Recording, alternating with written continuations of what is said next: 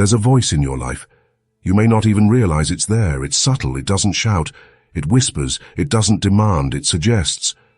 And if you aren't careful, you'll mistake it for your own thoughts. You'll never change. God's disappointed in you. You're too far gone. This voice doesn't come from God. It doesn't even come from you. It's a lie, one that's been whispered into the ears of believers for generations. And today, we expose it. Satan doesn't need to destroy you, just deceive you. Satan's greatest weapon isn't power, it's deception. Think about it. When he approached Eve in the garden, he didn't attack her. He didn't even touch her. All he did was ask a question. Did God really say? That's all it took. A seed of doubt. A whisper that made her question what was true. And it's the exact same strategy he uses today. He doesn't need to break you, he just needs to make you believe you're already broken. And for most people, it works. Because when you believe the lie, you stop fighting. So what's the biggest lie Satan whispers? It's not about doctrine, it's not about theology, it's about who you are. You are too far gone. That's it. That's the trap that has kept millions of Christians stuck in cycles of shame, doubt, and fear. Because when you believe you can't be redeemed, you stop running to the Redeemer. The consequences of believing the lie. Look at your own life. How many times have you heard these thoughts? You've failed too many times. God is tired of forgiving you. Other people can change, but you? That's the lie. It keeps you from praying. It keeps you from repenting. It keeps you from running back to God, and here's the dangerous part. It makes you your own jailer. Satan doesn't have to chain you up. He just convinces you the door is locked. But what if I told you it's been open this whole time?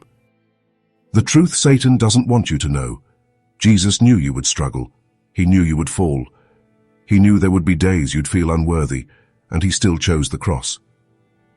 Romans 8:38-39 says, "Nothing can separate us from the love of God. Not your sin, not your failure, not even the mistakes you haven't made yet. You are not too far gone. You are not beyond redemption. God has not given up on you. The only thing keeping you from him is the lie that you can't return." How to break free, the war you must fight. So how do you break free from the lie? How do you stop believing the whispers? It starts with 3 decisions. 1. Recognize the lie for what it is. Every time you hear, God has given up on you. No, his grace is endless. You'll never break free. No, Jesus already won the victory. You're too weak. No, in my weakness he is strong. Call it out. Don't entertain it. Don't agree with it. Expose it. 2. Replace the lie with truth. Jesus fought Satan with scripture, not feelings, not opinions, truth. Memorize God's promises. Speak them out loud when doubt creeps in. Flood your mind with truth. Because the more truth you have, the less room there is for lies. 3. Refuse to stay down. Peter denied Jesus 3 times, but Jesus still called him to lead. Paul persecuted Christians, but God used him to write most of the New Testament. David committed adultery and murder, but God still called him a man after his own heart. The difference? They didn't stay down. Proverbs 24:16 says, "Though the righteous fall 7 times, they rise again." What makes you righteous isn't that you never fall. It's that you never stop getting back up. Conclusion.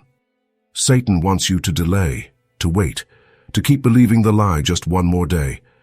But here's what you need to understand. If you're still breathing, God isn't done with you. If you're still struggling, God still has grace for you. If you're still listening, it's because God is calling you back.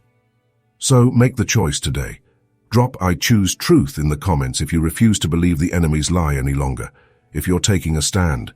If you're choosing to trust in who God says you are, not what Satan whispers in your ear. Because this will change everything. Now, what will you do about it?